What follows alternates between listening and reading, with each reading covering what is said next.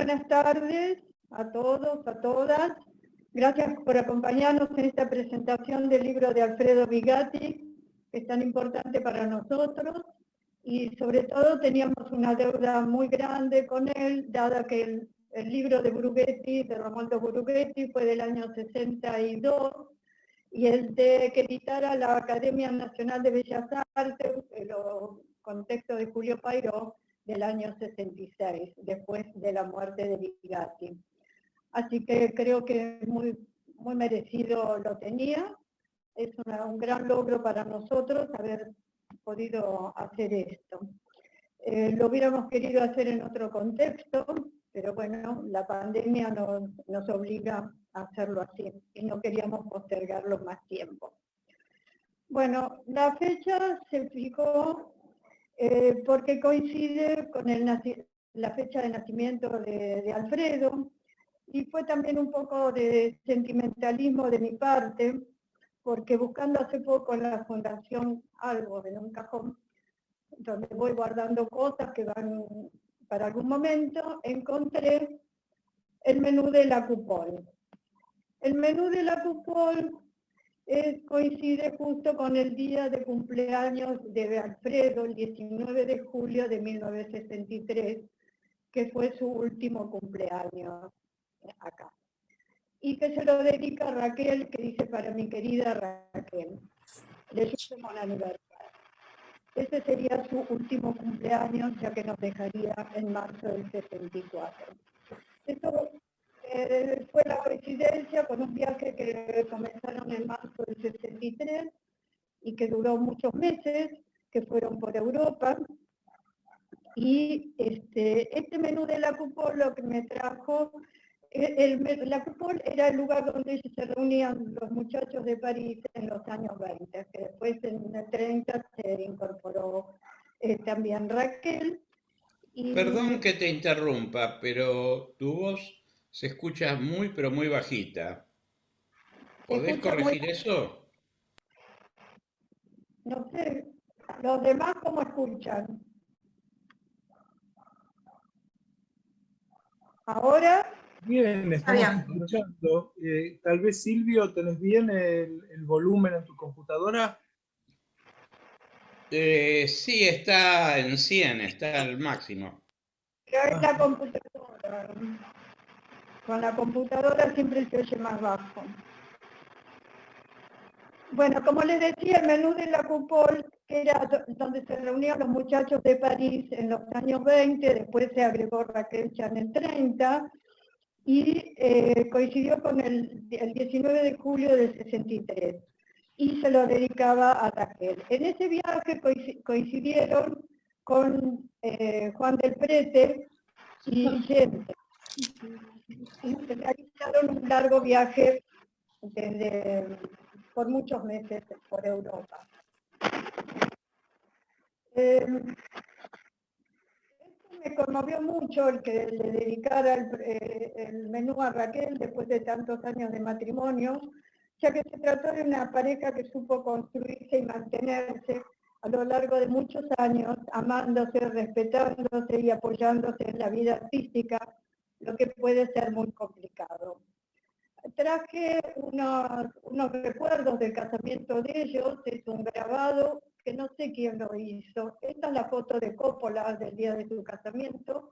Este es un grabado firmado por los distintos asistentes a la fiesta, entre ellos Laborde, Basaldúa, bueno, toda gente conocida también de ellos y del grupo de París. De toda la trayectoria artística de Bigatti, van a hablar los especialistas, por supuesto, que tuvieron que ver con el libro, pero no quiero dejar de mencionar que además de ser un gran artista, fue una gran persona, de una gran sensibilidad y generosidad. Prueba de ello son sus cartas a sus hermanos, donde describe a su maestro Burdel en 1923 su desolación al ver la catedral de Reims todavía con los restos de la destrucción ocasionados por la guerra, su emoción al llegar a Valencia. Valencia es un pueblo en ese entonces donde su abuelo tenía su joyería y su taller.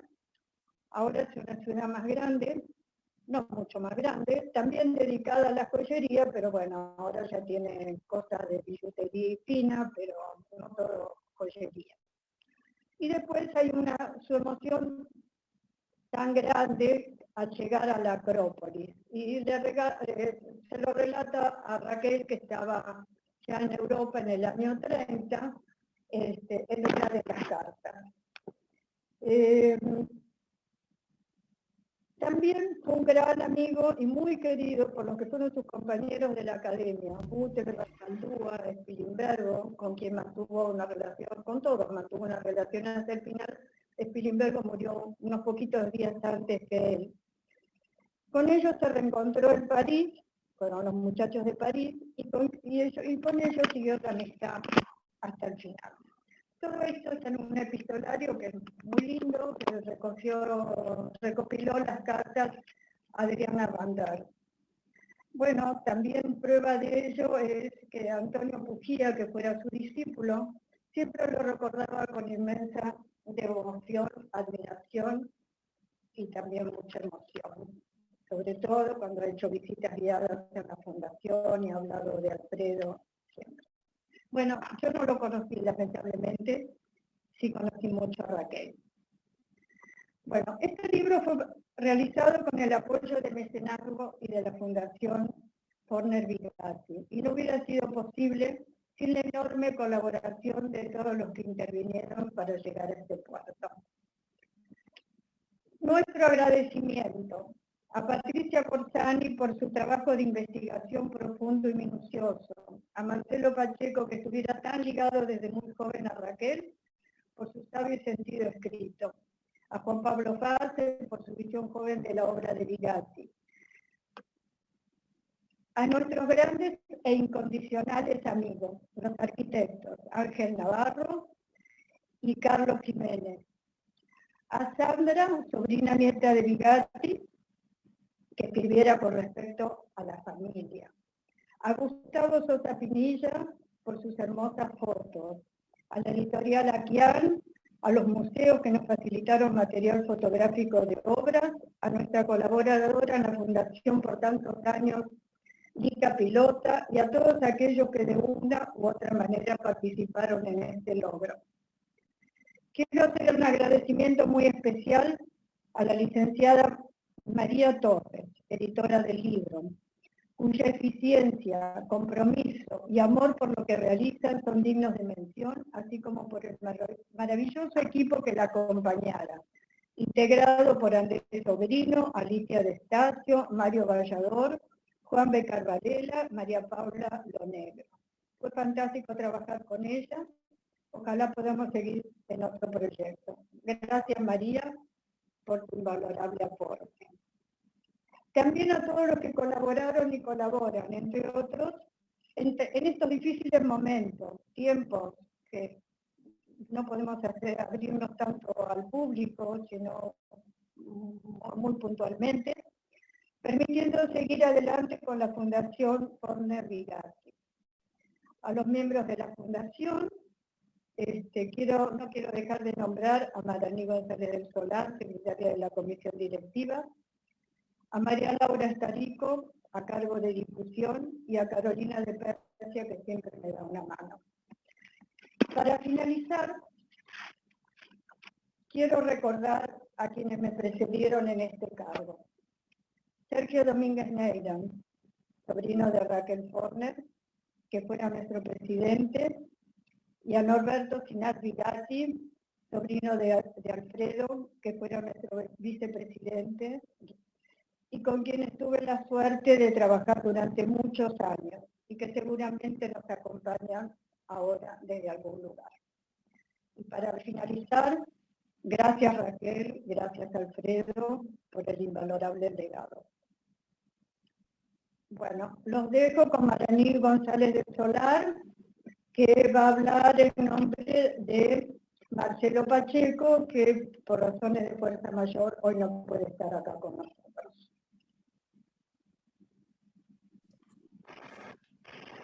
Gracias, María Rosa.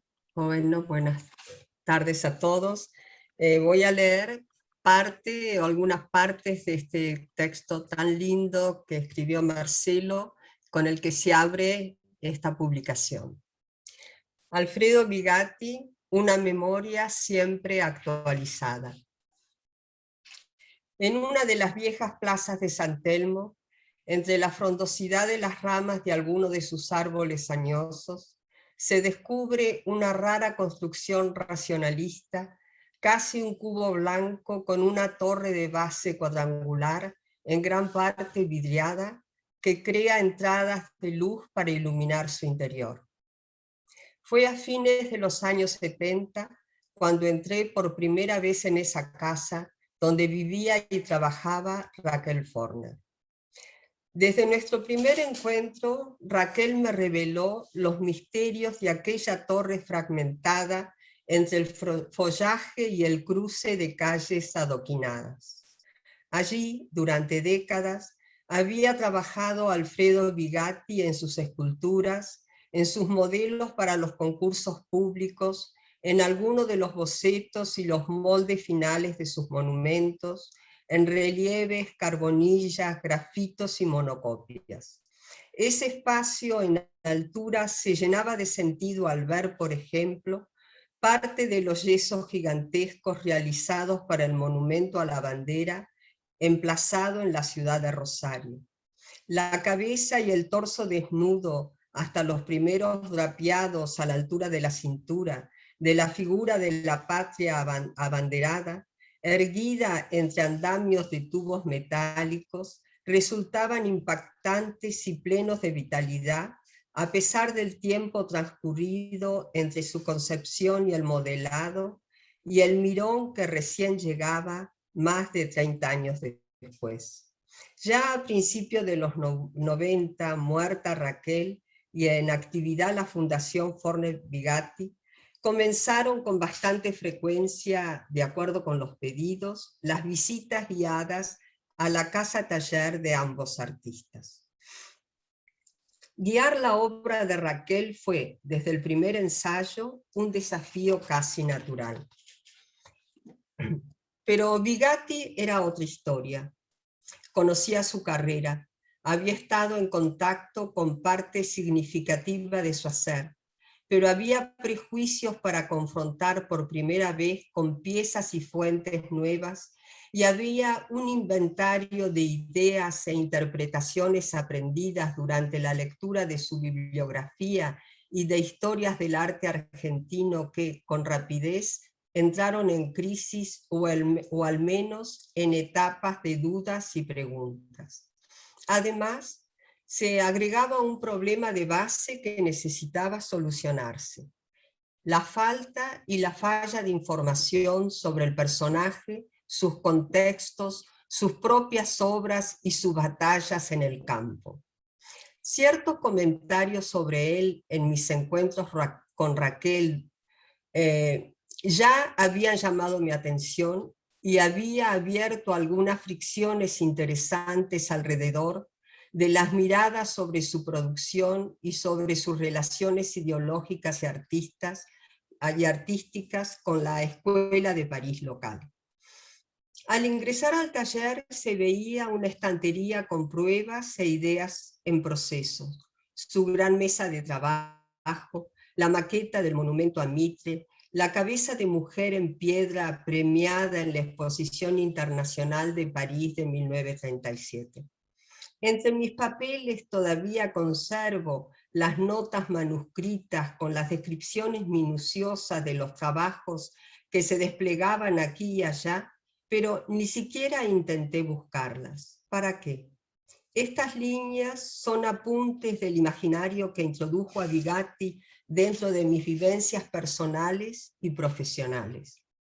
El escultor impacta por la diversidad de lenguajes y materiales usados y recreados durante décadas. Su monumentalidad, no solo por las dimensiones de algunas de sus piezas, sino por el tratamiento formal y visual de la imagen, se combina con una percepción geométrica de la realidad tanto de las figuras como de las cosas y las escenografías que las contienen. Su mundo fue característico de una época en que se cruzaban el retorno al orden, el Art Déco y las vanguardias académicas parisinas, junto a los vocabularios poéticos de figuras dominantes como el ya consagrado Antoine Bourdelle y su masividad, y el italiano Marino Marini viviendo en Francia desde 1928.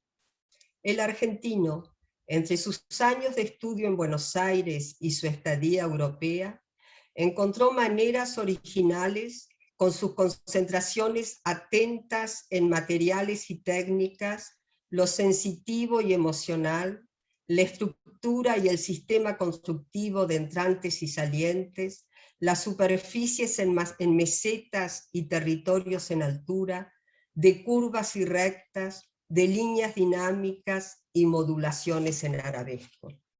Artista de haceres y miradas suplementarias de elementos, relaciones y conceptos, supo acoplar representación y abstracción, bulto y relieve, continuidades y abruptos tajos. Escultor de obras para ser vistas de cerca y de lejos, obliga en cada caso a buscar diversos puntos de exploración. Obsesionado por la masa y preocupado por los valores del espacio, hacedor de intervenciones y manipulaciones. Alfredo Bigatti es de esos protagonistas de la modernidad artística argentina que reclaman una mayor difusión y circulación y nuevas lecturas e interpretaciones como las que aporta la presente publicación. Marcelo E. Pacheco.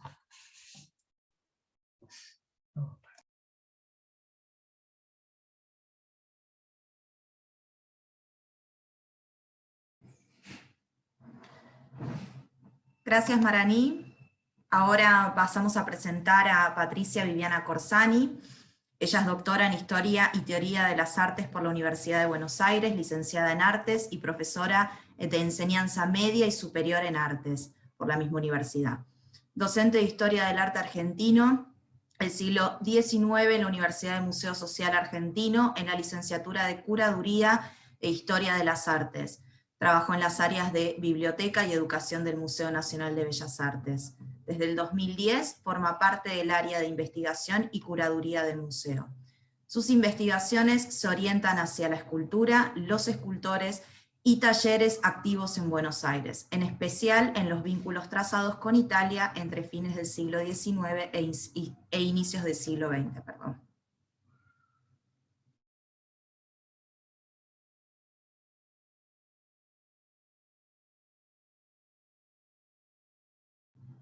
Puede ser que estés muteada. Ahí está. Yo tengo el micrófono apagado, perdón. Buenas tardes a todos. Mi participación en el proyecto del libro comenzó en el 2016. En ese año fui convocada por la Fundación, a quien agradezco desde ya toda la confianza por trabajar, sobre todo con el legado material de Bigatti, ¿no? La documentación que conserva su archivo, que es abundante, y para una persona que trabaja el siglo XIX es bastante particular poder tener tanta información, ¿no? Sobre un mismo artista a disposición, ¿no? No solamente cartas, como mencionaron antes, las cartas a la familia o cartas a Raquel, sino los apuntes, ¿no? De Bigatti, los comentarios sobre algunas obras, fotografías que él mismo tomaba de sus obras, y algunos apuntes y relatos, ¿no? Con todo ese bagaje de información. Mi rol aquí fue escribir un texto que yo titulé Hitos destacados de una trayectoria, que se completa y se redondea con la cronología que está al final del libro, que abarca toda la vida de Bigatti, incluso lo que ocurrió después, ¿no? Con exposiciones que se hacen mucho más allá de su vida en distintos espacios de exhibición. El texto recorre distintas etapas, pero sobre todo los momentos más destacados que yo podía definir en el recorrido con los documentos. Si bien es un artista que actúa a partir después del centenario, digamos, ¿no? Hasta los años 60, un artista de mucha producción, un artista que ha trabajado distintas técnicas y distintos materiales, temáticas diversas, y que ha producido siempre, ¿no? Incluso hasta poco tiempo antes de fallecer. En esta presentación, vamos a iniciar.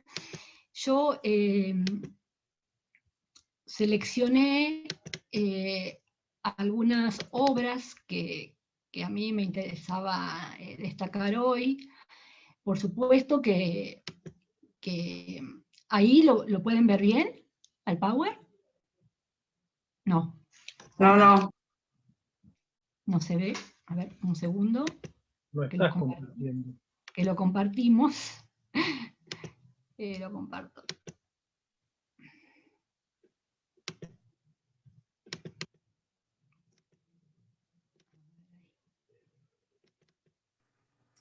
Ahora sí. Ahora sí. Ahora sí, ¿no? Sí. Entonces, por supuesto que en este rato es difícil poder hablar de Alfredo Bigatti, ¿no?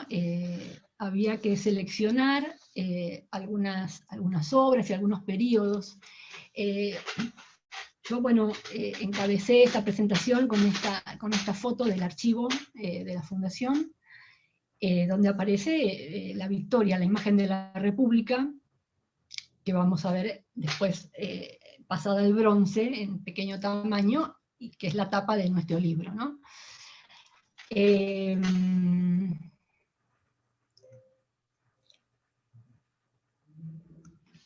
Un segundo. Okay.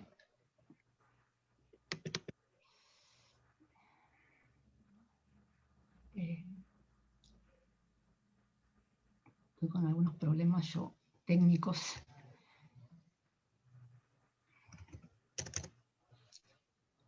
Disculpen.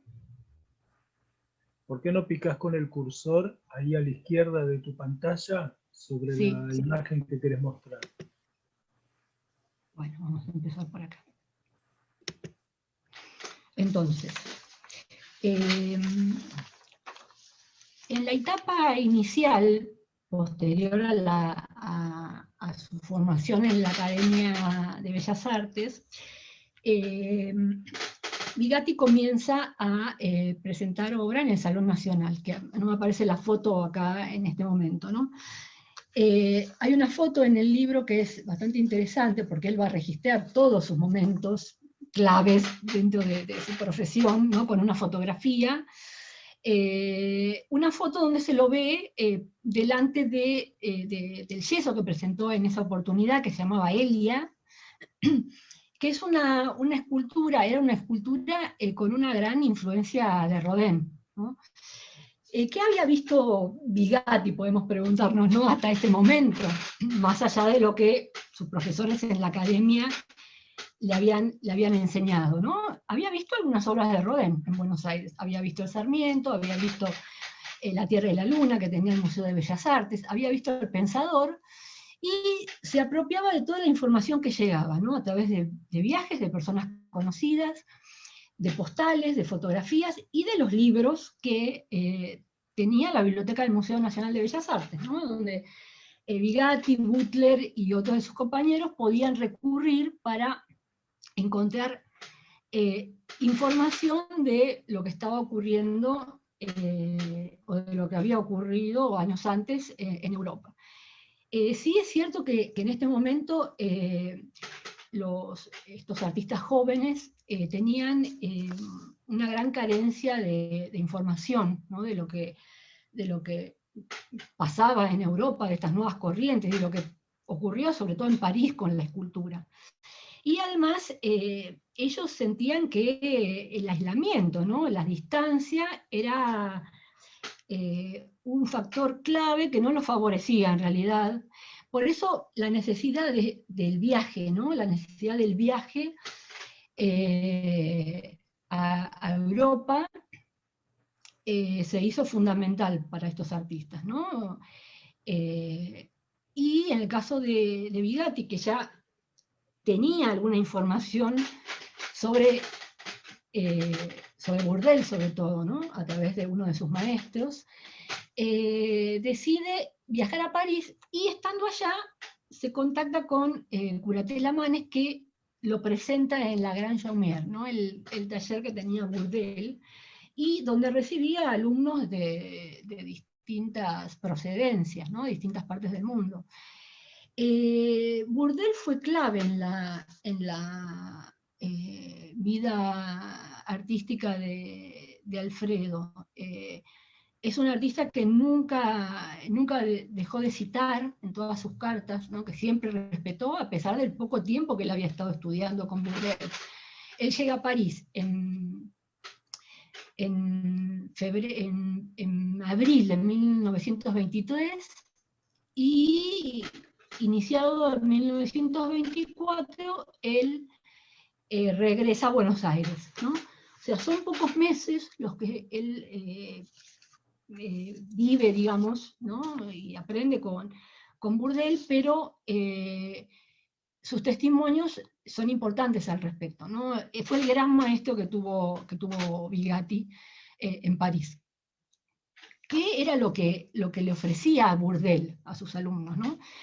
Bourdelle en realidad los hace ir a museos, a investigar, a experimentar, a tomar contacto con el arte antiguo. Y el arte antiguo era no solamente los egipcios, los etruscos o el arte griego, sino que eran también los románicos, ¿no? El arte gótico.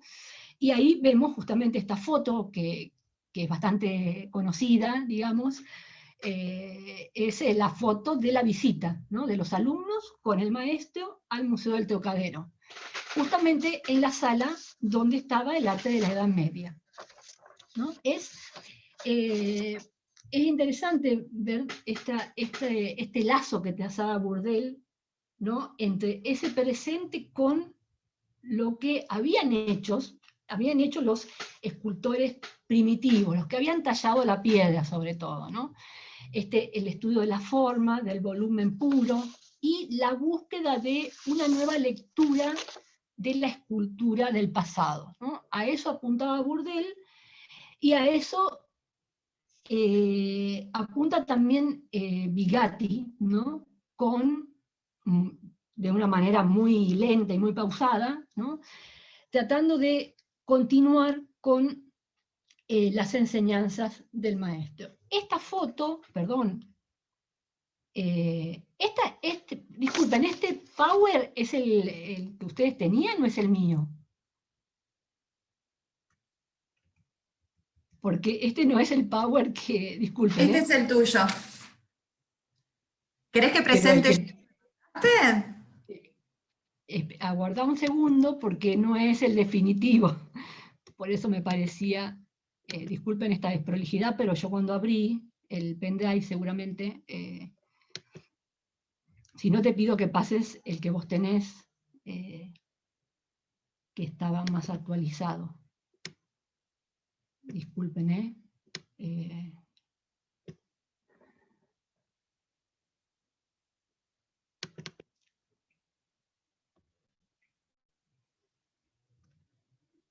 Claro, ahora estamos bien. Sí.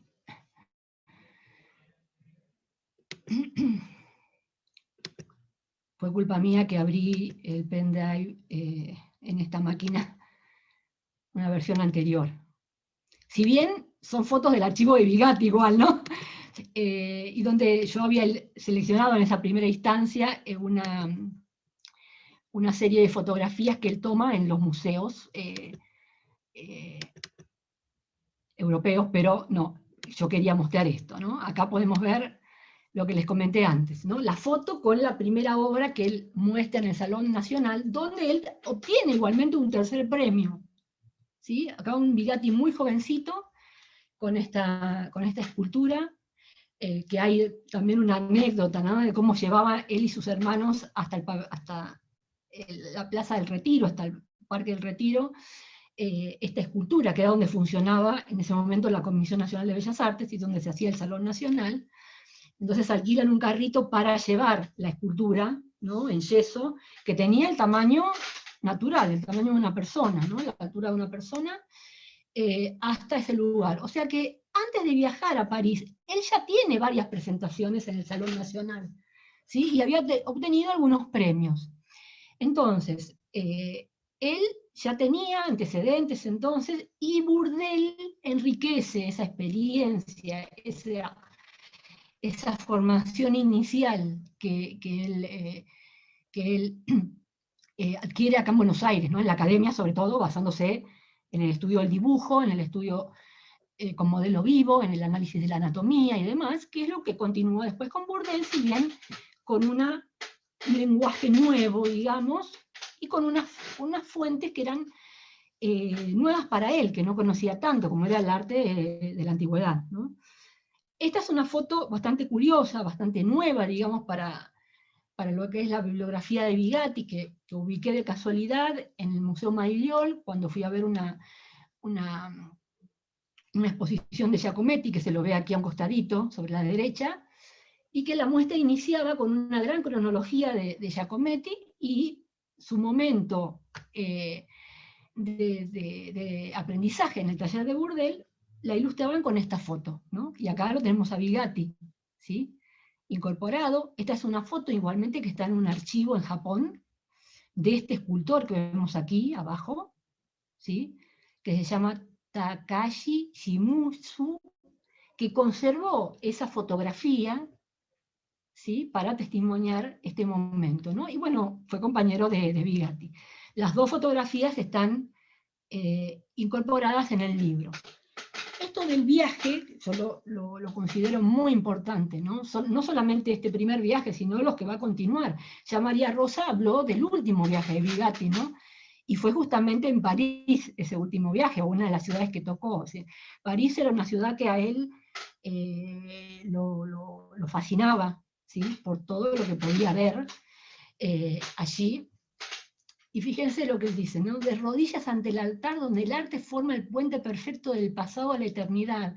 Venero a los primitivos labradores de piedra de cada civilización. Ellos representan la pureza del concepto. En sus obras la piedra, siempre en piedra, ¿no? Y es un material, ¿no? Si hablamos de la materialidad de la obra de Bigatti, es la materia, una de las materias preferidas que él trabaja, ¿no? Trabaja el bronce, trabaja el yeso y la piedra, como vamos a ver después en algunos ejemplos. Fíjense la catedral de Reims, sin la puerta, ¿no? Él, en este primer viaje, es el viaje de la posguerra, ¿no? donde Bigatti recorre Chartres, ¿no? y otros lugares, Londres, va a Italia, pero este es testimonio, ¿no? de ese momento de la posguerra. Y él habla de estas pérdidas materiales, ¿no? De las grandes obras de la humanidad que se perdieron por la guerra. Y lo cuenta en sus cartas, ¿no? Lo va a contar también en sus cartas en otros viajes, ¿no? Cuando haga el viaje a Grecia, cuando ve a Florencia, ¿no? Fascinado por la obra de Miguel Ángel. ¿Sí? Por eso Florencia para él, todo lo que es Italia, ¿no? Si bien recorre distintas ciudades en distintos momentos de sus viajes, es Florencia, ¿no? la gran capital del Renacimiento, ¿no? Donde estaban las obras de Miguel Ángel, o una buena parte, digamos, de las obras de Miguel Ángel. Y después yo tomé, por ejemplo, algunos temas, ¿no? Algunos temas que él va a trabajar en distintas técnicas y con distintos materiales, ¿no? Trayendo esa esa influencia, ¿no?, del arte medieval, ¿no? Lo que para los historiadores el arte es la ley del marco, ¿no? La ley del marco, es decir, marcar, ¿no?, con una figura geométrica, se veía en el románico sobre todo, ¿no?, marcar hacer un encuadre y ubicar en ese interior, a veces comprimidas, ¿no?, como aparecía en la escultura del medioevo, las distintas figuras que aparecían en esa escena. El tema aquí, por ejemplo, que él trata, bueno, en estas dos obras que están sobre la izquierda, es el tema de la iconografía cristiana, ¿no?, el tema del descendimiento, a veces de la crucifixión, ¿sí?, en distintos materiales, en bronce, en dibujo, ¿sí? Y acá tenemos una de las placas que hace Bigatti, placas funerarias, que son varias las que se encuentran en distintos cementerios. Bueno, aquí una, en el cementerio de la Recoleta, de uno de los grandes maestros de la escultura en Buenos Aires, ¿no?, como fue Lucio Correa Morales, que poco después de la muerte de Correa Morales, le encarga la Comisión de Bellas Artes a Alfredo Bigatti que haga su placa, ¿no?, para su tumba. Y esta es una placa recientemente restaurada, ¿no? Pero bueno, también el tema del Salón Nacional, ¿no?, que yo comento en el texto, ¿sí? ¿Cómo proponía Bigatti hacer esta renovación de la escultura, si bien yo considero que es un continuador Bigatti, ¿no? No es quizás un rupturista de plano en la escultura, sino que es un continuador, ¿no?, basándose justamente, teniendo como fuente y como base la escultura que él había visto, ¿no?, en distintos museos, las esculturas más importantes de la historia de la humanidad, digamos, ¿no?, de la historia de la escultura. Entonces, la idea de él era presentar siempre en salones, ¿no?, como lo había hecho antes de viajar a París, tener siempre presencia en los salones nacionales, en los salones del interior del país, en salones provinciales o municipales, y desde ese lugar de consagración, como él consideraba el salón, y de legitimación para su obra, hacer el cambio, ¿no?, hacer la renovación. Bigatti siempre trató de presentar obra en los salones. Si no podía presentar escultura, enviaba dibujo grabado, ¿sí?, pero siempre participó, ¿no? Y después, cuando él va teniendo una posición más consolidada ya en el campo artístico, ya entrado a la década del 30, por ejemplo, bueno, ya pasa a ser jurado del salón, ¿sí? Es invitado con frecuencia a los salones como jurado, es invitado a dar conferencias en distintos lugares del país, era muy respetado como jurado y opiniones eran muy valoradas. Eso se ve en toda la documentación, ¿no?, que está en el archivo, las constantes invitaciones, ¿no?, que muchas veces rechazaba porque imagínense que no era posible poder estar presente, ¿no?, y dar conferencias en distintos lugares del país al mismo tiempo, porque Bigatti trabajaba, bueno, no solamente con la idea de presentar al salón, sino que también era docente, ¿sí? Desde los años 20 él se dedica a la docencia, hasta el año 52 él trabaja enseñando, ¿sí?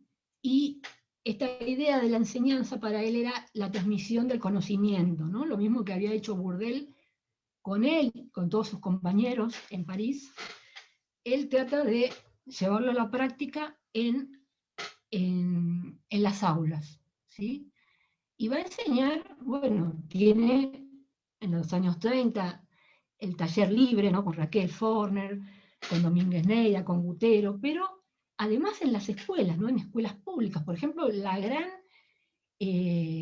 labor que él desarrolla en la Escuela Técnica Otto Krause, ¿no?, que yo lo cito en el texto, ¿no?, porque el Otto Krause era como un gran reducto, ¿no?, pienso yo, que no está muy estudiado todavía, ¿no?, el gran reducto para los escultores, estos tan conocidos, ¿no? No solamente enseñaba Bigatti, sino que estaba, bueno, mi querido Mateo Alonso también enseñando ahí, estaba Luis Perlotti, ¿no? Y bueno, de los pintores de la Cárcova, ¿sí? O sea, eran maestros importantes que tenían distintos lugares, distintos sitios y ocupaban distintos espacios institucionales y que también enseñaban, ¿sí? En el caso de Bigatti, bueno, la década del 30 me parece la más importante para él, ¿no? En cuanto a obra, expone en el exterior también, envía obra a la gran exposición de artes y técnica que se desarrolla en París, donde Argentina envía un grupo de artistas. Bueno, Bigatti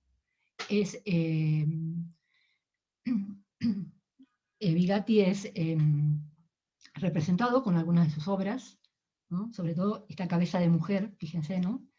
Como aquí ya en los años 30, él es un poco más osado, ¿no? en el trabajo con el volumen, en esta tendencia a la simplificación, a la simetría, ¿no? que tienen estos rostros.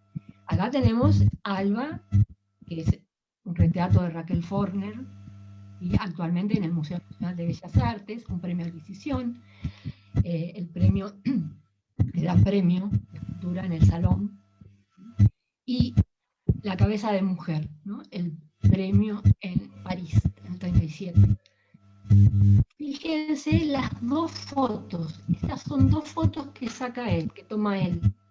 La fotografía para él no solamente era una herramienta para registrar sus momentos sociales y sus viajes, sino que también él usa la foto como una herramienta que forma parte del proceso de creación, ¿no? De análisis, de estudio.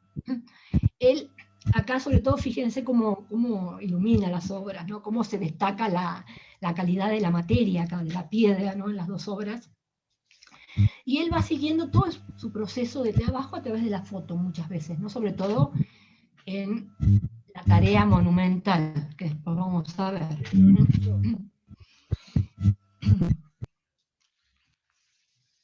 Esto, por supuesto, es talla directa, ¿no? En los dos casos. Bueno, el trabajo de docente, ¿sí? Esta es una foto que ubiqué en el Archivo General de la Nación, porque si bien trabajé básicamente con el archivo de la Fundación, en algunos momentos, bueno, recurría a otros reservorios como para completar, ¿no? Algunas cuestiones que se iban planteando, y ubiqué estas fotos del curso de arte plástico en el AGN. Y esto que comenté anteriormente del Otto Krause, ¿no? que me parece importante, porque el Otto Krause tenía un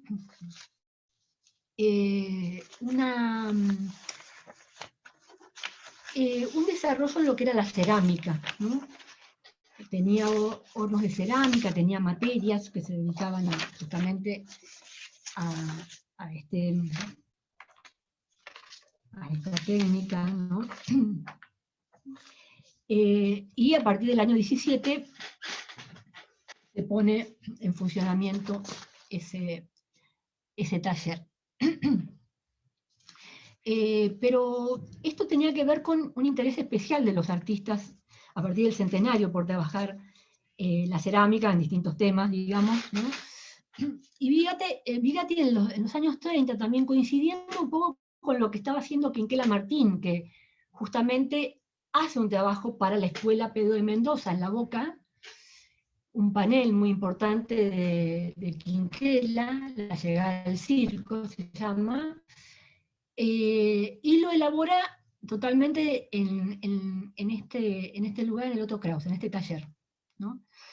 Y es más o menos la época en que Bigatti explora, ¿no? este material. Fíjense, acá yo puse dos ejemplos, pero tiene otros, ¿no? Yo seguí acá un eje que tiene que ver con el trabajo de la representación de la figura humana, básicamente, ¿no? Si bien Bigatti en un momento de su producción va a trabajar, va a seguir dos vías distintas, ¿no?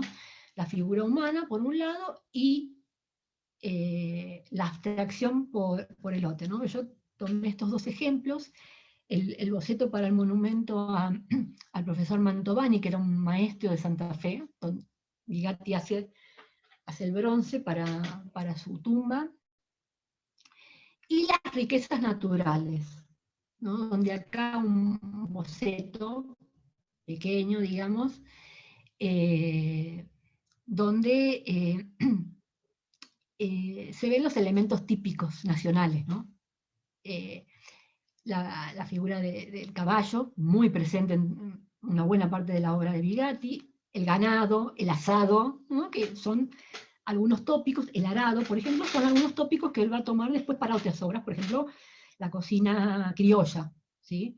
Que está, bueno, en la fundación y en el museo, que es de las más reconocidas, un bronce de Bigatti, ¿no?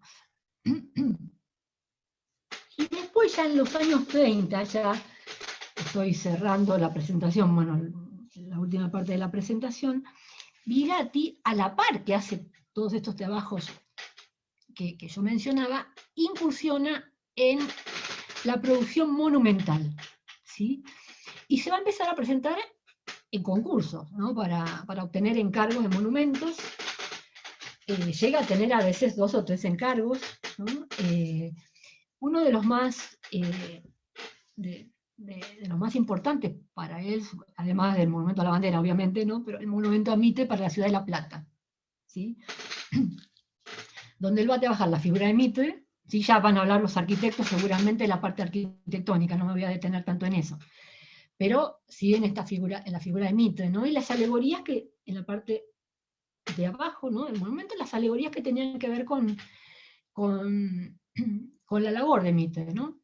La labor militar, política y como historiador, ¿sí? Pero acá tenemos justamente esto que yo encontré aquí abrochadito ¿no? Con estos ganchitos en el archivo, el retrato de Mitre, un Mitre adulto, mayor, ¿no? Y cómo Bigatti va a trabajar a partir de ese retrato, ¿sí? Simplificando esas formas, ¿no? Ese rostro, ¿sí? Sí, un Mitre de civil, ¿sí? Vestido de civil, como se lo ve en muchas fotografías de época, ¿sí? Pero con una intención de Bigatti de llegar a la simplificación de esas formas, ¿sí? Y en la parte superior del monumento la imagen de la Victoria, como yo mencionaba antes, ¿no? La Victoria, la talla en piedra en la parte superior, y después él va a hacer este pequeño bronce, que es justamente la tapa de nuestro libro, ¿no? La figura de la República, la figura de la libertad, que la ha repetido en varias obras Bigatti, ¿no? En este caso una Victoria alada, ¿no? Fíjense las alas totalmente geometrizadas, el gorro frigio, ¿no? Como el símbolo, el atributo de la figura de la República, que viene de la Revolución Francesa, ¿no? Es una imagen que fue tomada, fue incorporada en el siglo XIX en la iconografía nuestra, y los laureles, ¿no? La rama de laureles. Sí, podemos ver estas distintas texturas que él quiere mostrar, ¿no? Que lo destaca especialmente, ¿no? Y esta imagen representada, fíjense, parte del cuerpo de frente, otras partes como las piernas de perfil, ¿no? Que recuerdan a el arte antiguo, ¿sí? Y después yo agregué aquí, por ejemplo, esto que les comentaba de la fotografía, me parecía interesante, ¿no? Algunos contactos que él hace para representar esta otra figura de la libertad o de la república, en este caso la conocemos como la cariátide, ¿no? De un monumento que hace Bigatti para Choel y Choel, para el sur del país, en la zona exacta donde Julio Argentino Roca se reúne con su tropa en 1879, la Pampa de los Molinos, se llama a este lugar, y Bigatti va a realizar 2 relieves que ubica a los lados, y la gran figura monumental de esta cariátide. Fíjense los rostros, ¿no? Como él va tomando detalles del rostro, analizando el tema de la luz también, cómo golpeaba sobre la piedra y demás, ¿no? Y estos son, bueno, son, digamos, los bocetos de esos relieves, y acá un detalle de uno de estos relieves, el tema del aborigen y del colonizador. Sí, son dos obras que donde él va a mostrar justamente el tema del colonizado, digamos, ¿no? El indígena con sus armas y el caballo, ¿sí? Como fiel compañero, y el tema del trabajo, ¿sí? Acá, ¿no? El arado, los bueyes, ¿sí? El tema de la agricultura, ¿sí? El tema del trabajo, y hasta podemos decir de la industria también, ¿no? Estos son los temas que él va a trabajar en esta en este monumento de Choel, trabajando con la piedra travertino, ¿sí? En todos estos monumentos se pedía, en el contrato, en cada uno de los contratos que se conservan, lo explicitan, que debían ser materiales propios del país, ¿no? O sea que no había materia prima acá importada, sino que eran materiales que se extraían del país. Muchas de las piedras de estos monumentos, como esta, el Monumento a la Bandera, eran de la zona del Mar del Plata, por ejemplo, ¿no? De las canteras de Mar del Plata. Y acá tenemos, bueno, la obra más, digamos, más fotografiada de Alfredo Bigatti, ¿no? Que es el Monumento a la Bandera, un trabajo conjunto aquí con Fioravanti y los arquitectos Bustillo y Guido, si bien Ramón Gutiérrez dice que Bustillo no participó finalmente porque hizo toda una reforma del proyecto original, del proyecto del monumento, pero bueno, sí es un proyecto conjunto entre los arquitectos y los escultores, podemos decir, ¿no? Bigatti va a hacer varias obras para el Monumento a la Bandera, bueno, la gran obra, ¿no? La Patria Banderada, que lleva adelante todo el conjunto de alguna manera, ¿no? Es la figura, de nuevo, la figura de la libertad, ¿no? La figura de la patria que lleva la bandera flameando, la bandera con el sol, atada a una caña tacuara, ¿no? Pero acá tenemos uno de los bocetos, ¿no? de ese proyecto, ¿no? Para construir esta figura para el monumento, donde vemos un gesto severo, sobrio, ¿sí? Y fíjense la geometrización, ¿no? El arcaísmo, digamos, entre comillas, de esta escultura.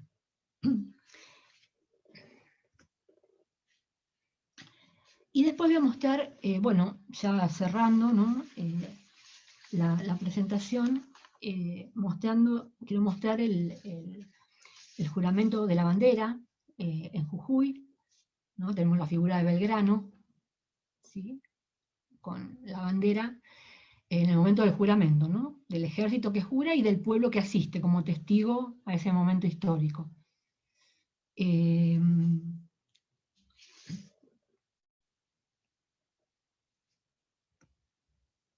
Y cerrando, esta es la última diapositiva, una imagen del otro relieve, ¿sí? Que es el juramento de la bandera de los Andes, ¿no? Y aquí en este relieve el protagonista es San Martín, ¿sí? Ubicado o ambientado en Mendoza, ¿no? Vemos las montañas en la parte de atrás. Vemos los recursos de Bigatti para mostrar estos planos espaciales, ¿no? Cómo marca esa profundidad, ¿no? A través de esta superposición, digamos, ¿no? de animales de figura humana, ¿sí? Después del trabajo del Monumento a la Bandera, que fue bastante sacrificado para Bigatti sobre todo, ¿no? Porque esa figura de la patria abanderada que vimos aquí,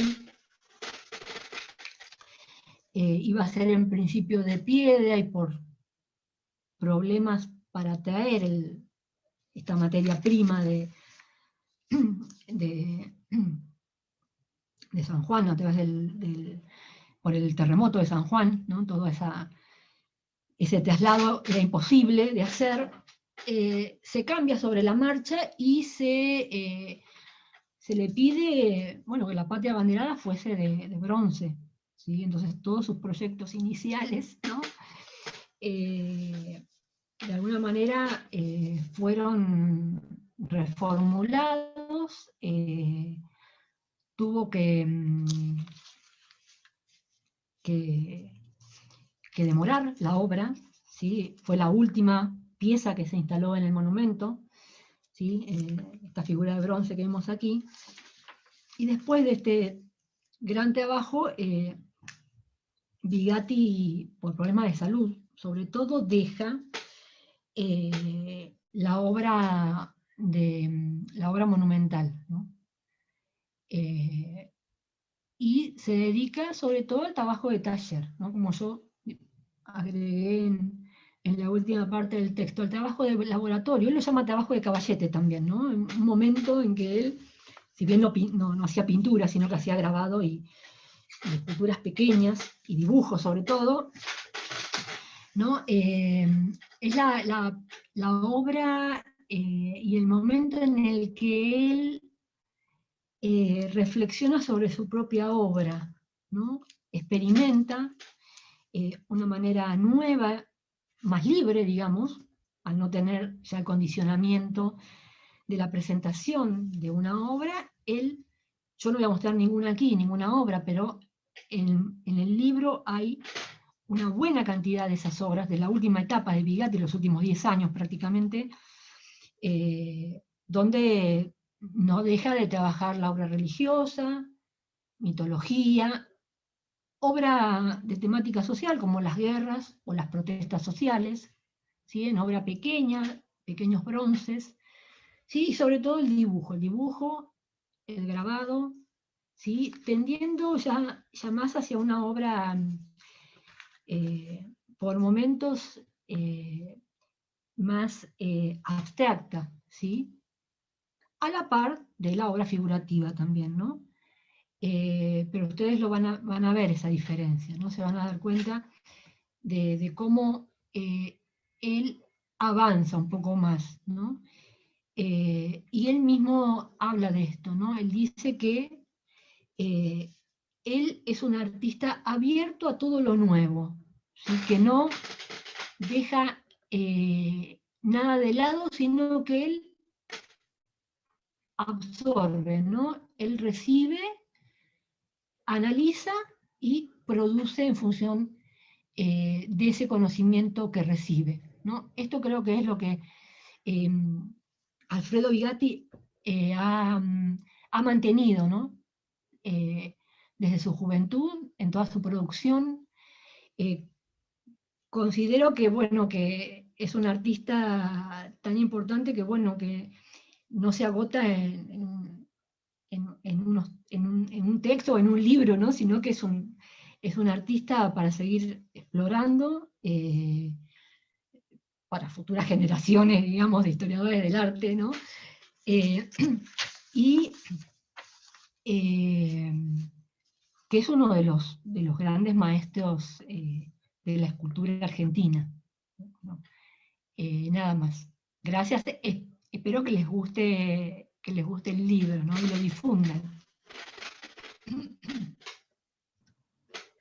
Muchas gracias. Continuamos con Pablo Fase. Es doctor en Historia por la Escuela Interdisciplinaria de Altos Estudios Sociales de la Universidad Nacional de San Martín. Actualmente se desempeña como coordinador de institutos nacionales en el Ministerio de Cultura de la Nación.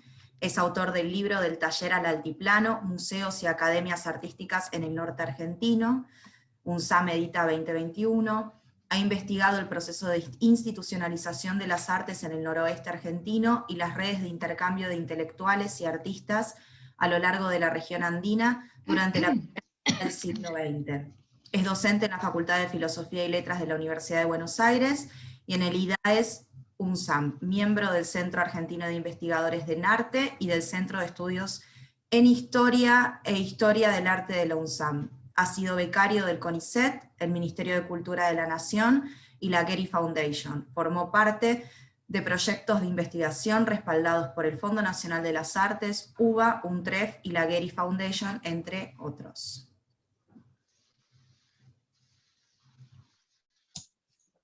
Bueno, buenas noches. Muchas gracias a todos y todas por estar aquí, a la Fundación y al equipo del libro por la invitación a participar y a formar parte de este proyecto editorial, del que me alegra mucho formar parte, y me alegra mucho de que podamos presentar este libro en esta instancia. Bueno, mi comentario en esta presentación va orientado a contarles un poquitito del enfoque del breve texto con el que participé en el libro. Pero se va a compartir mi pantalla. Bien, bueno, comienzo un poco por el principio, cuando me invitaron a participar del libro con un texto que pudiera dar algunas claves y algunas contraseñas para abordar la obra de Vigatti, de ahí el título del artículo. Me encontré con una situación paradójica, que es una paradoja que en realidad atraviesa la obra de muchos escultores y escultoras, ¿no? Que suelen tener un lugar en cierto punto rezagado en relación a otras disciplinas de las artes visuales, fundamentalmente pienso en la pintura, ¿no? Y esto se vuelve muy patente en el caso de Vigatti, porque si bien hay consenso entre los historiadores del arte y todas las personas que se han iniciado en la historia del arte argentino, de que Vigatti es una de las figuras canónicas de las primeras décadas del arte argentino del siglo XX, se lo incluye siempre en todos los estudios vinculados al Grupo de París, y también es una figura central de la escena del arte nuevo de las primeras décadas del siglo XX, a partir de su participación del grupo de Martín Fierro. Pero sin embargo, no hay, por lo menos hasta este momento, muchos estudios en la historiografía reciente centrados específicamente en la figura de Vigatti.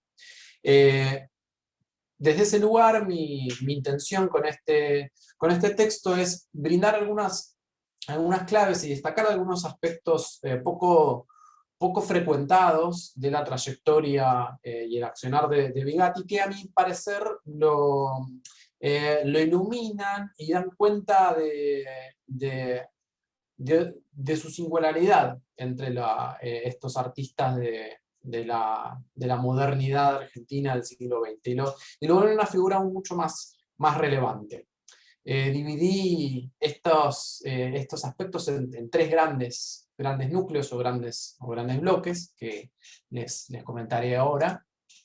Y el primero tiene que ver con el rol de Vigatti como teórico de la escultura moderna. Vigatti tuvo una serie de intervenciones en la prensa y en las revistas especializadas, en las revistas especializadas en arte en Argentina.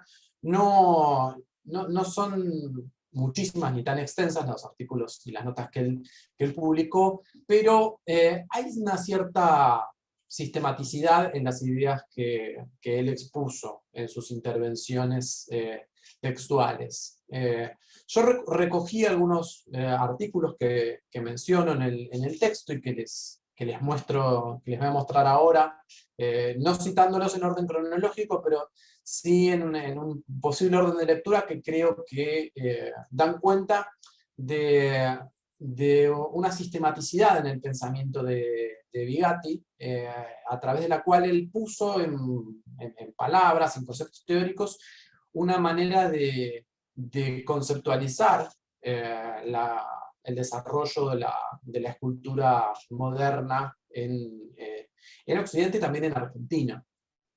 Comienzo con el artículo que él publicó en 1935 en la revista Plástica, en donde presenta una genealogía de la escultura moderna que, de acuerdo a su propia visión, comenzaba en la obra de Auguste Rodin y continuaba en la obra de Antoine Bourdelle, su maestro, ya mencionado varias veces por Patricia en su presentación, pero también en sus contemporáneos Aristide Maillol y Charles Espiau. Esta genealogía de este eje ordenador de la escultura francesa moderna es extrapolada por el propio Vigatti como eje de lectura, como enfoque a otras latitudes, en un artículo posterior en la revista Ars, centrado en Urrutia. Vigatti pone en línea con estos artistas franceses a la hora de Urrutia, y plantea a Urrutia como el iniciador de esta vía que inauguran los franceses, pero en Argentina. Y dentro de esta línea, por supuesto, él destaca fundamentalmente a su maestro, a Antoine Bourdelle, a quien dedica un artículo en la revista Aurea. Este artículo es el que más antecede en el tiempo a los que vimos, pero yo lo sitúo al final de esta genealogía teórica porque en este texto plantea la obra de Bourdelle y en particular a la Alvear de Buenos Aires como la máxima expresión de un nuevo concepto en arquitectura, entre la cruza de la arquitectura y la escultura, me habían dicho. ¿Y en qué consiste este concepto? Ese concepto de la escultura moderna que Vigatti va delineando a lo largo de estas intervenciones críticas en la prensa y en las revistas especializadas, consiste en una escultura que comienza a abandonar el paradigma de la mímesis, de la copia de la realidad, para comenzar una indagación sobre los volúmenes puros en el espacio y una traducción de las formas en geometría pura.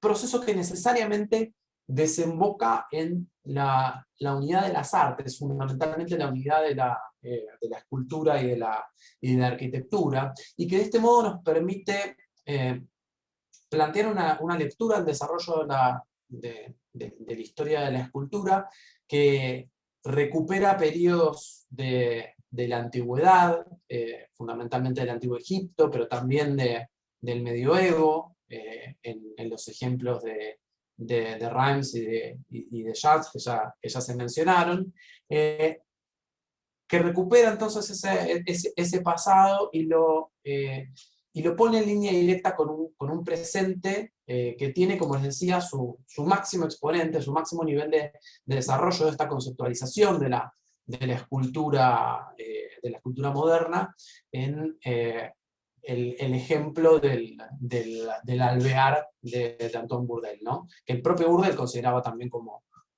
su máxima obra monumental. Esto es interesante, entre otros motivos, porque permite también poner en diálogo esta producción teórica con la crítica que el propio Vigatti hacía a la educación artística que él había recibido en su juventud, y que podemos encontrar en su autobiografía, tantas veces citada, en donde Vigatti menciona que la educación que recibió en la Escuela Nacional de Bellas Artes en Buenos Aires, previamente su primer viaje a Europa, había sido una educación parcial y sesgada que oscurecía o menospreciaba toda etapa de la historia del arte occidental previa a el Renacimiento. De este modo, su propia lectura de desarrollo de la escultura moderna se alinea con su crítica a sus precedentes en Buenos Aires, pero también la podemos pensar en línea con un interés que no solamente lo aproxima al llamado arte primitivo en ese entonces, sino que también le permite hacer una relectura de la América precolombina. Y en ese sentido, en el texto van a ver que yo pongo en diálogo estos artículos teóricos de Bigatti con otro texto, también publicado en la revista Plástica, pero que reseña el viaje de Raquel Forne y de Alfredo Bigatti por el noroeste argentino y por el altiplano boliviano, viaje del cual ambos artistas dicen volver sumamente impresionados por los paisajes, los modos de vida, los colores de los textiles, también sumamente preocupados por las condiciones de vida de hombres y mujeres del norte andino. Viaje del cual seguramente tenemos presente, sobre todo por la obra de Raquel Forne y la gran cantidad de dibujos y de témperas que ella produjo a partir de ese viaje, pero creo que no solamente podemos leer en relación con esta recuperación del arte de los llamados primitivos que Bigatti va a hacer en su producción teórica, sino que también nos permite pensar un puente entre esa producción teórica y la producción artística de Bigatti, y pienso sobre todo en su participación en el proyecto del Monumento a la Bandera. Ya me voy a detener en esa instancia en unos minutos, pero quiero dejar asentado ese vínculo desde ahora. Continuando entonces, otro eje que me pareció fundamental para repensar este rol y participación de Bigatti en la escena artística, tiene que ver con su participación y su lugar entre las instituciones, las redes artísticas y los espacios de formación. Ya Patricia ha señalado muy acertadamente la relevancia que el propio Bigatti le dio a la escena institucional oficial, fundamentalmente a través del Salón Nacional, espacio en el que él participó desde 1920, en donde ganó una medalla, un primer premio con su obra Pureza, muy tempranamente, en 1926, fue el primer escultor asociado al arte nuevo o de vanguardia en ganar esta distinción, pero también tuvo una participación constante en estas instituciones, en esta escena institucional oficial a lo largo de su vida, ya que podemos encontrarlo, por ejemplo, en 1944 como académico dentro de la Academia Nacional de Bellas Artes, lo cual da cuenta de su interés en formar parte de esta escena institucional oficial. También participó de otras redes y asociaciones vinculadas al arte nuevo, como ya mencioné la revista Martín Fierro, también tuvo parte en la Asociación Romatí, en la Peña del Tortoni, participó de las iniciativas de la Asociación Wagneriana, llevadas adelante por Alfredo Butero, y quizás uno de los hitos en este sentido de su trayectoria fue su participación en la fundación de la Sociedad Argentina de Artistas Plásticos, ¿no? Una asociación que tenía un funcionamiento, o pretendía funcionar al modo de una suerte de sindicato del conjunto de los artistas plásticos, al cual también presidió a partir del 1941, ¿no? Hay un interés muy patente de Bigatti por formar parte de la escena institucional de las artes. Y en ese sentido, me interesa sobre todo destacar su rol como educador. como formador. Patricia hizo mucho énfasis en su rol en la Escuela Industrial Otto Kraus, una institución que es fundamental para pensar las trayectorias dentro del campo todavía muy inexplorado de la educación artística en Argentina. Es una deuda para los estudios de historia del arte todavía esa temática, pero me interesaba a mí también destacarlo en su rol dentro del proyecto de los cursos libres de arte plástico. Proyecto que como bien se dijo, llevó adelante junto con su compañera y colega Raquel Forner, y junto en un primer momento a Gutero, si bien poco tiempo después de iniciar este proyecto falleció, y junto a Domínguez Neira. Proyecto que me parece interesante no solamente por la visibilidad de este caso, que ha sido reseñado más de una vez por distintos estudios en el campo de la historia del arte, sino porque se trata de la primera experiencia de un taller en donde la formación que se impartía allí estaba específicamente orientada a una educación artística fundada en las teorías y los valores del arte nuevo, o el arte de vanguardia, ¿no? Seleccioné estas imágenes donde se puede ver el uso del compasaurio aquí en las clases de geometría y de composición, donde se pueden ver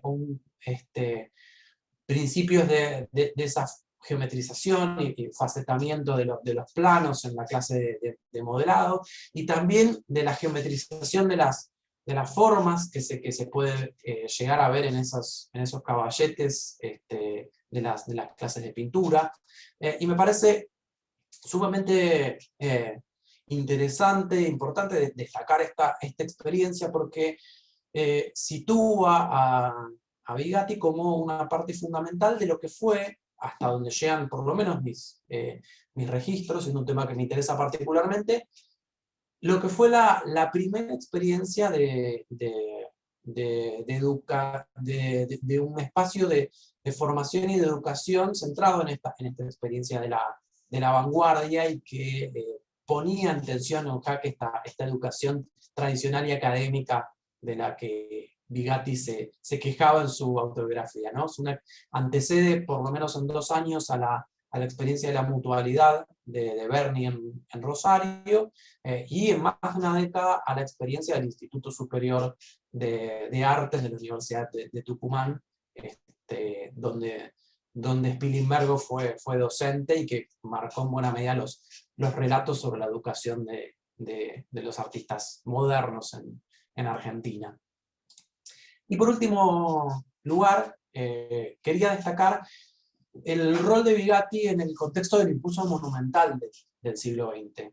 Patricia ya ha hablado bastante al respecto, no quiero redundar en lo que se dijo, pero sí pensar a Bigatti situado en el contexto de ese impulso monumental que se inició con los festejos del centenario de la Revolución de Mayo, y que continúa a lo largo de por lo menos la primera mitad del siglo XX, con muchos proyectos monumentales que se iniciaron en las primeras décadas del siglo, y que por los avatares de las empresas monumentales no llegaron a finalizarse hasta cercana a la mitad del siglo.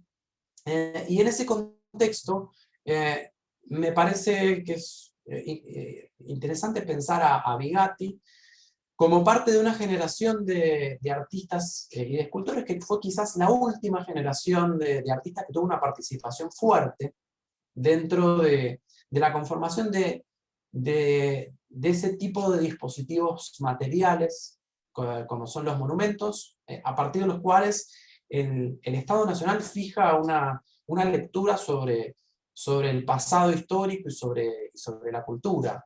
Y dentro de esa generación creo que Bigatti es seguramente el artista que ocupó un rol más importante dentro de esos proyectos monumentales. Fue uno de los más prolíficos, si no el más prolífico en relación a la producción monumental. Patricia ya ha mencionado a dos de esos grandes proyectos, de los cuales quería simplemente traerles una imagen, una imagen más global del monumento a Bartolomé Mitre emplazado en la ciudad de La Plata, simplemente para remarcar esta coherencia en la producción teórica, ¿no? Entre la producción teórica y la producción artística de Bigatti. Es muy evidente la similitud con el alvear de su maestro Bourdelle, ¿no? Donde algo que podemos interpretar en términos de una gran coherencia y consecuencia entre su posicionamiento teórico y su producción artística. Pero me interesaba terminar ahora sí con el monumento a la bandera, también con una imagen panorámica, porque me interesaba destacarlo no solamente por tratarse de la obra que quizás embargó la mayor cantidad de años de trabajo sostenido de Bigatti, sino porque creo que en esta obra puede verse la culminación de buena parte de sus preocupaciones estéticas, ¿no? Por tratarse primero de una obra colectiva que de algún modo se asemeja a ese esfuerzo colectivo del arte del Antiguo Egipto, de las catedrales góticas que tanto valoraba en su producción textual, porque es quizás un ejemplo muy claro y muy evidente de esa unión de las artes a las cuales él aspiraba, ¿no? En donde aquí, además de la unidad entre la escultura y la arquitectura, se suma el urbanismo como disciplina, en donde también se da una particular síntesis entre una modernidad y una tradición posibles que podemos de algún modo unir con su revalorización del pasado artístico, tanto de la antigüedad europea como también de la América precolombina, ¿no? Dado que este monumento se nos presenta como una suerte de síntesis entre la figura de un propileo griego con un altar que aquí no se ve, ¿no? Está del lado contrario al del gran monolito, ¿no? Un altar que se parece o que remite de algún modo a la forma de una capilla reduccional de las reducciones indígenas coloniales, con en el centro una construcción que se asemeja a un rascacielos moderno y una figura, ¿no? Su patria abanderada en el frente, que está como un mascarón de proa, encabezando todo este gran emplazamiento urbanístico que parece avanzar en la ciudad como si se tratase de un barco. Bueno, estos son algunos de los ejes que me interesaba compartir con ustedes del texto para poder pensar algunos aspectos y ordenar conceptualmente algunos aspectos fundantes de la trayectoria de Bigatti, que nos permite pensarlo, creo yo, no solamente dentro de su propia trayectoria, sino en relación con los problemas estéticos, artísticos de su contemporaneidad, y de este modo devolver la trayectoria de Bigatti un relato más amplio de la historia del arte argentino del siglo XX, sobre la cual seguro hay mucho todavía para contar, y espero que el libro sea un estímulo para, como bien dijo Patricia, para todos los que nos sucedan, continuar indagando en esta figura tan importante. Bueno, muchas gracias. Muchas gracias, Pablo. Bueno, continuamos con Carlos Jiménez y Ángel Navarro, ya muchos lo conocen. Carlos Jiménez es arquitecto por la Facultad de Arquitectura, Diseño y Urbanismo de la Universidad de Buenos Aires y profesor regular de Historia y Teoría de la Arquitectura en la FADU-UBA. Investigador principal del Instituto de Arte Americano. Ha publicado La arquitectura cómplice, teorías arquitectónicas de la contemporaneidad en la colección Personajes, SCA. Se han publicado 2 obras de su coautoría, Alejo Martínez, La experiencia moderna en la Argentina, y Memoria en piedra y bronce, el monumento a la bandera en la ciudad de Rosario. Fue parte del comité editorial de la guía Arqui, primera guía digital de la arquitectura en Argentina, integrante del equipo curatorial de la muestra Apolo y Dionisios en la arquitectura argentina, Mario Roberto Álvarez y Clorinda Testa juntos en el MARC, realizada en el 2017. Integrante del equipo curatorial de la muestra Clorindo, inédito, Dos capillas del siglo XXI, realizada en el mismo museo en 2018. Y también tenemos a Ángel Navarro, que ha sido profesor de Historia del Arte, de Historia de la Arquitectura y del Paisaje en la FADU UBA. Trabaja temas de arte europeo de los siglos XV al XVIII. Es autor de diversos artículos y libros, entre los que se cuentan el arte flamenco y holandés en la Argentina del año 2006. Los catálogos razonados, maestros flamencos y holandeses, siglos XVI al XVIII del 2002, y pintura alemana e inglesa, siglos XVI al XVIII del 2004, para el Museo Nacional de Bellas Artes.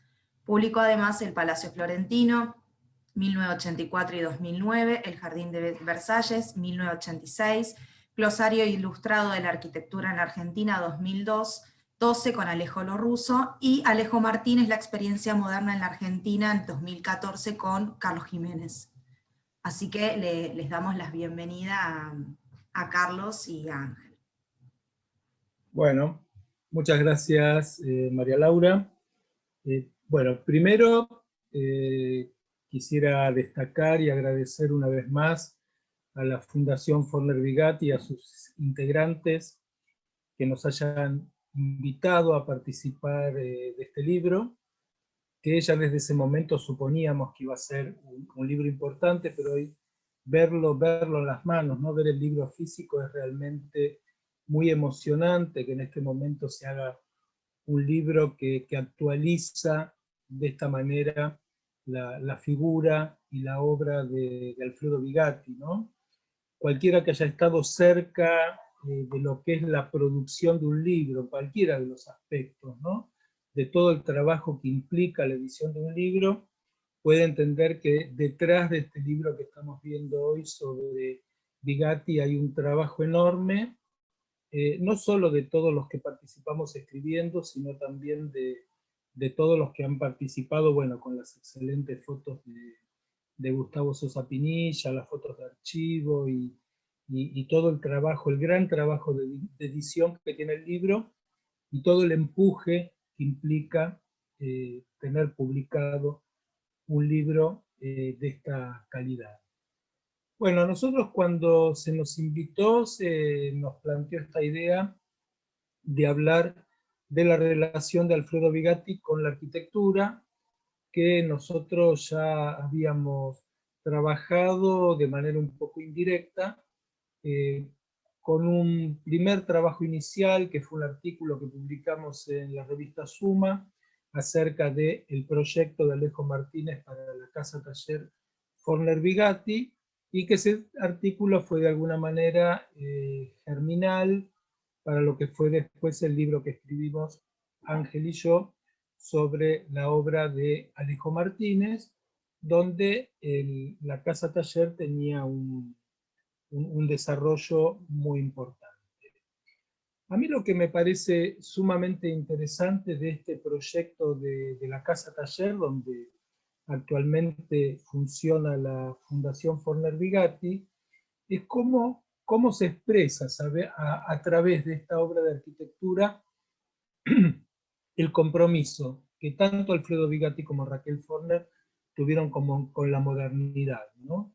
Me parece que en ese momento, esa condición de ellos de matrimonio joven, cuando todavía no habían hecho la parte más importante o más reconocida de su trayectoria, no eran artistas, si se quiere, maduros, se encontraban todavía antes de la mitad de su larga trayectoria, contratan a Alejo Martínez, que era un joven arquitecto también como ellos, para que haga este proyecto de la que va a ser su vivienda, pero también el lugar de trabajo de ambos. Yo obviamente no no conocía a ninguno de los dos, ni a Raquel ni a Alfredo, pero cuando vuelvo a ir a la casa taller, me parece que en la singularidad de ese edificio, en la singularidad de ese proyecto, se puede leer, se puede vislumbrar mucho de sus características personales. Y también ese proyecto de arquitectura nos habla o nos deja intuir cómo era la relación entre ellos, ¿no? La manera en la que están imbricados estos dos talleres, que antes de la remodelación que Raquel hace después de la muerte de Bigatti, permitía escucharse, permitía comunicarse cuando cada uno estaba dentro de la intimidad de su lugar de trabajo, ¿no? Y me parece que, perdón, que ese compromiso de Bigatti con la modernidad tiene que ver también con la modernidad y con la arquitectura, ¿no?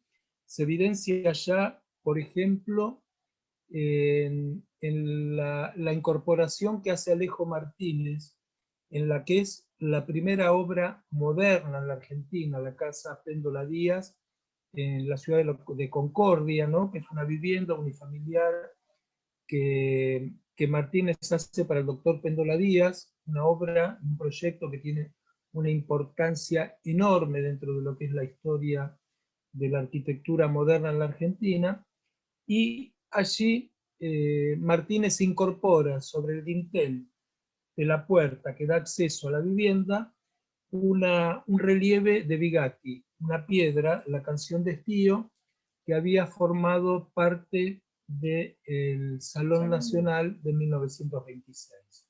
¿No? La obra se termina en 1924, en algún momento posterior, no sabemos bien cómo es esa historia, cómo se adquiere la piedra y cómo la piedra va a ubicarse en ese dintel. Para los que les quede alguna idea, algún interés, no tenemos PowerPoint, pero en la página 74 del libro está reproducida la Canción de Estío, que paradójicamente en esa obra, ¿por qué decimos que es la primera obra de arquitectura moderna de la Argentina? Entre otras cosas por el lenguaje abstracto, ¿sí? Por esa articulación de formas abstractas donde no hay ningún elemento figurativo. Y la incorporación de la Canción de Estío es la única imagen que tiene formas figurativas dentro de toda esa totalidad, ¿no? Yo creo que tanto Bigatti como Raquel Forner conforman esa especie o ese modelo de artistas de la primera mitad del siglo XX, ¿no? De los artistas modernos que tenían un gran interés por todas las disciplinas artísticas. Y yo creo que el encargo de su casa, taller, a un arquitecto como Martínez, que hace una obra de una modernidad extrema para ese momento, una obra que hoy en día, a casi 80 años de haber sido inaugurada, creo que nos sigue sorprendiendo por la calidad de su proyecto y por la calidad de los espacios que esa obra tiene.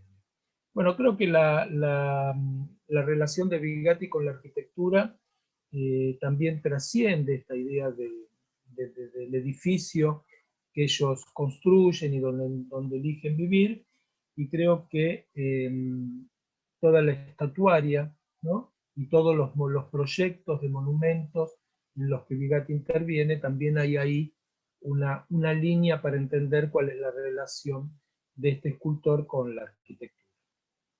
¿No? Sí, efectivamente, creo que hay una cuestión de un enorme compromiso con la modernidad, pero también con la tradición, y eso se ve en algunos de los monumentos, como por ejemplo aquel donde plantea la existencia de un arco de triunfo, un arco de triunfo muy peculiar, porque conocemos de un vano, de 3 vanos, pero este tiene 4 vanos, en donde él plantea una resolución sumamente interesante. Acá está. A ver, no sé si se llega a ver ahí, no creo que se vea, pero de todas maneras, este monumento, digamos, tiene una gran modernidad, pero al mismo tiempo está recuperando una tipología de la antigüedad clásica, que es realmente una cosa muy interesante, digamos, en este proceso de renovación del lenguaje de las artes. Creo que esto es una marca muy importante, y que estuvo en otros monumentos. Yo elegí ese porque, digamos, en esa relación es muy clara, ¿no? Pero existe esa idea de modo constante en las obras de este gran artista. El otro, tal vez, que a nosotros nos impresionó mucho, es el monumento a Roca, ¿no? En Choel Choel, que es una especie de, esto parece parece la piedra de la última escena de Odisea del Espacio, ¿no? Esa cosa que aparece ahí y que debe ser un poco eso. Yo no lo conozco en monumento, pero en medio de la pampa esto, en medio de la meseta patagónica, es una cosa realmente muy importante, ¿no? Ahí hay una foto en el libro, una imagen muy pregnante y muy imponente, que muestra la idea que este hombre tenía para la arquitectura y el respeto. Él trabaja ahí con arquitectos, pero el respeto de ese esqueleto arquitectónico en el cual él va a colocar algunas de las cosas, entre otras, una imagen como la que mencionó Patricia en su presentación. Siempre hemos visto eso en relación a la cuestión esta tan importante que es el marco arquitectónico que los escultores necesitan para destacar sus obras. Lamentablemente, bueno, después de la gran experiencia del Monumento a la Bandera, lamentablemente Bigatti va a sufrir una serie de inconvenientes que lo van a llevar prácticamente a dejar de lado su gran pasión, que era la escultura. Pero sin embargo, de esa época han quedado algunas obras muy interesantes, de las cuales Patricia dio cuenta. ¿Pablo? No, eso, bueno, también ahí hay otra de las líneas, ¿no?, que estuvimos viendo de la relación de Bigatti con la arquitectura, que es que en esa arquitectura monumental o de monumentos tuvo ocasión de trabajar con muchos arquitectos y con grandes e importantes arquitectos, como el caso de Bustillo y Guido en el Monumento de la Bandera, que no sé si fue Patricia o Pablo, no recuerdo ahora, que está puesta en duda si Bustillo participó o no. Bueno, sabemos que Bustillo se peleó con Guido, todo el mundo hablaba de la fuerte personalidad de Guido. Guido además estaba en un territorio propio, en la ciudad de Rosario, pero sí existe constancia de que Bustillo participó en el primer anteproyecto, o sea, claro, en el que se presenta el concurso, y el que gana el concurso, y que Guido fue el autor de todas las reinterpretaciones y readecuaciones que se va haciendo del proyecto, pero bueno, donde Fioravanti y Bigatti tuvieron esta posibilidad de trabajar en esta obra enorme, con un resultado maravilloso, bueno, adecuándose y articulándose al trabajo de los arquitectos, y también en el proyecto que mencionaba Ángel del monumento a Roosevelt, ¿no?, donde trabaja con el arquitecto Lanús y Woodgate, donde también él participa ahí, adecuando su escultura a las obras de los arquitectos, ¿no? Bueno, me parece que ahí hay como varias entradas que puede tener ese tema, y en realidad, bueno, como decía al principio también, un poco la propuesta de la Fundación de integrarnos con este capítulo, con este texto en el libro, también hizo que nos parásemos en un lugar para pensar la obra y la personalidad de Bigatti desde un lugar diferente, y creo que eso fue muy atractivo también. Sí, realmente fue para nosotros una gran experiencia esta cuestión de medir estas dos grandes potencias que son la arquitectura por un lado y la escultura por el otro, en una personalidad tan interesante como la de Alfredo Bigatti. Bueno, muchas gracias. Eso es todo.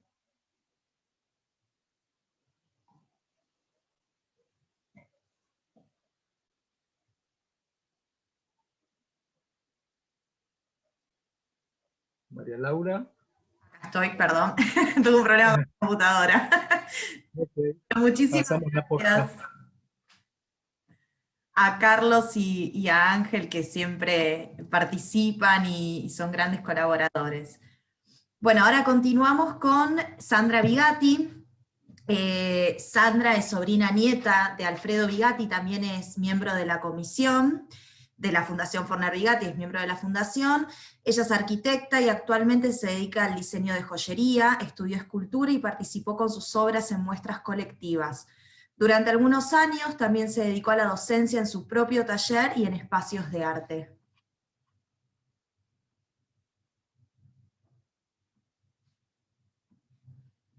No sé si está Sandra por ahí está muteada. Acá está. Voy a compartir acá abajo.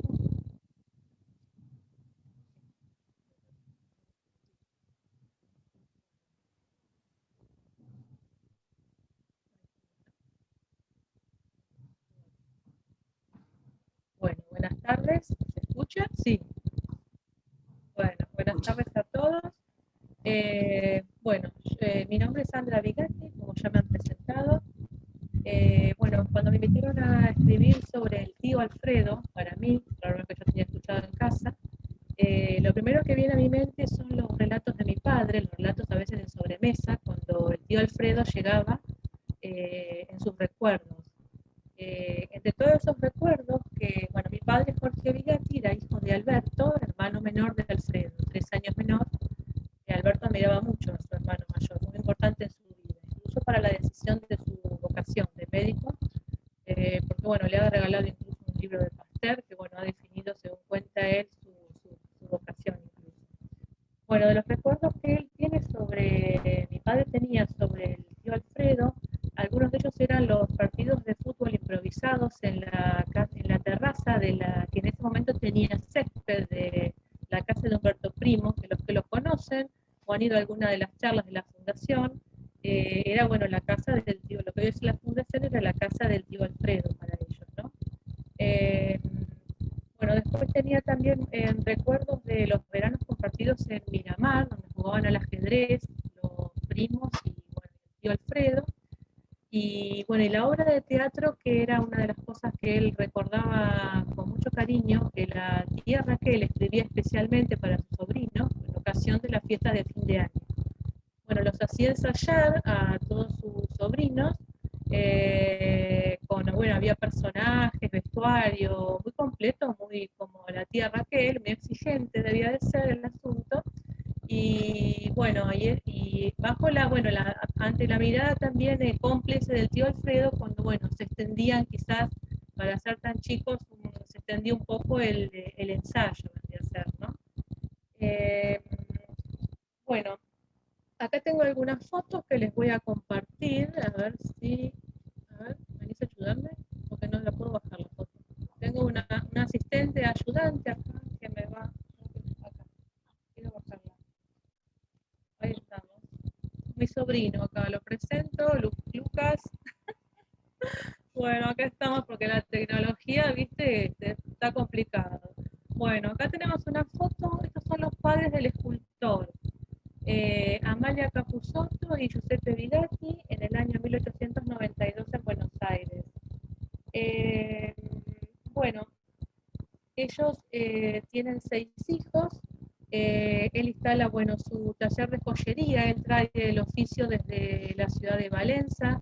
Ya su padre, Carlos, se dedicaba a la joyería en Valencia. Bueno, la madre fallece, tienen 6 hijos, la madre fallece muy joven.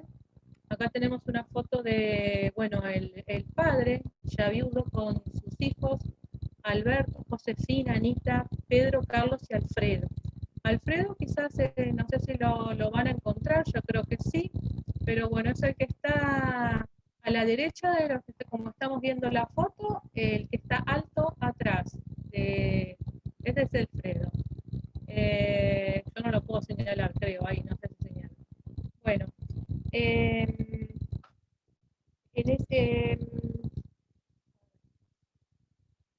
bueno, acá tenemos la foto. El taller de joyería funciona en la calle Cerrito 526. Esta es la puerta de entrada de hierro forjado de la casa donde trabajaron, donde el padre tenía el taller de joyería y en donde se va a convertir en un lugar muy emblemático para Alfredo, porque allí él tiene con el tiempo comienzan los hermanos a ayudar en el taller de joyería, tenían tareas cada uno después del colegio de joyería. Cuando tiene un accidente doméstico Alfredo y tiene que guardar reposo durante un tiempo, el padre le pregunta qué juguete le gustaría. Él pide una caja de crayones, de colores. Bueno, ahí él pasa mucho tiempo, bueno, pintando, dibujando y, bueno, demostrando su temprana vocación. En esta casa sería un lugar emblemático para Alfredo porque él allí instala su primer taller de escultura. Él había tenido fama ya tenía fama como cincelador en el ambiente, que era muy bueno, tenía muchos trabajos. Y bueno, el padre le cede una habitación al fondo de la casa donde él hace su primer taller de escultura.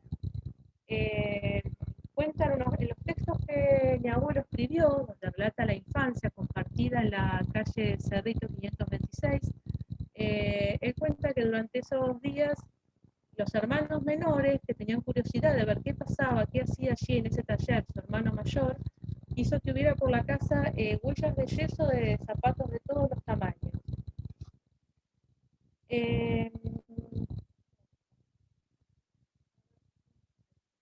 Acá tenemos una foto de Giuseppe con los 6 hijos, algunos años más tarde. Alfredo sé que está detrás del padre. Creo que, bueno, ahí estaría un poquito más tarde. Se fueron incorporando al taller de joyería los hijos mayores.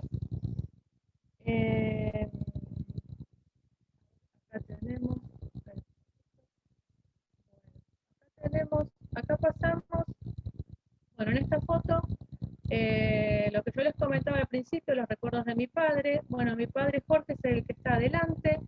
A la izquierda tenemos sus primos, que eran Enrique y Norberto Sinat. Este es el jardín del tío Alfredo. Cuando yo encontré la foto, me pareció que era, pero bueno, no estaba segura y me di cuenta, la van a ver en la foto que viene. La doy vuelta y veo Las hienas en la selva de Humberto Primo, 443.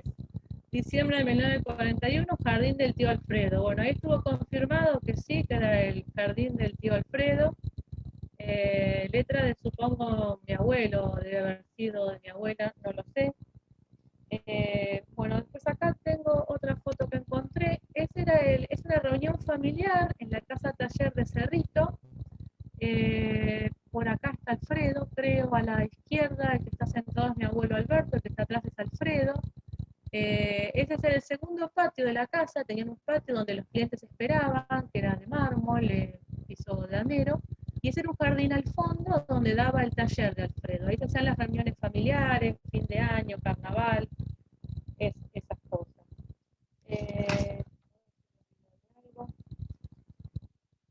Bueno, después acá tenemos, para ir terminando, bueno, esta es la foto, muy linda foto de Alfredo, que yo la verdad no la conocía, donde se ve con una escultura. Bueno, lo que yo también quería, lo que había pasado en los talleres en los que yo he ido de arte, cuando, bueno, además de preguntarme si tenía algo que ver con el escultor, sí, decía yo muy orgullosa, soy sobrina nieta de Alfredo. Los que han sido alumnos de él me han hablado mucho de la parte humana de Alfredo, que es una cosa que a mí me enorgullece mucho, no solamente, bueno, por supuesto de su talento y de su gran obra, pero una persona que ha dejado, así como ha dejado recuerdos a sus sobrinos por su manera de ser, además de su obra, ha dejado el recuerdo del ser humano que ha sido. Y bueno, eso para mí, todo es muy importante, pero bueno, eso también es para mí muy, muy importante.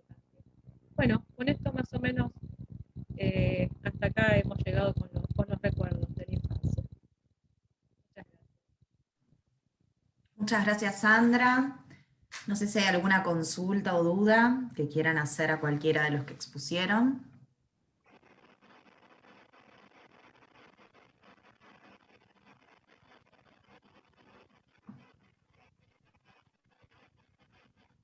Bueno, muchas gracias. María Rosa, no sé si querés decir alguna palabra más de cierre. No, simplemente quiero agradecerles a todos los que vinieron a participar de esta presentación, que bueno, que como ya dije, era tan importante para nosotros, y a todos los disertantes, a todos los que nos acompañan siempre en nuestras charlas. La próxima será el último viernes de julio, que estará a cargo de Juan Cruz Archada. Y bueno, no, gracias a todos que colaboran y que siempre están presentes y nos ayudan a seguir con esto adelante, que es bastante arduo. Bueno, hasta la próxima.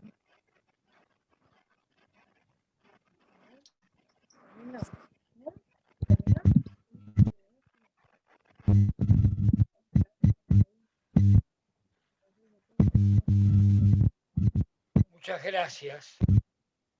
Muy conmovido por todas las exposiciones. Gracias a todos. Bueno, buenas noches a todos. Buenas noches. Buenas noches. Muy bien. Hasta pronto. Muchas gracias a todos y a todas.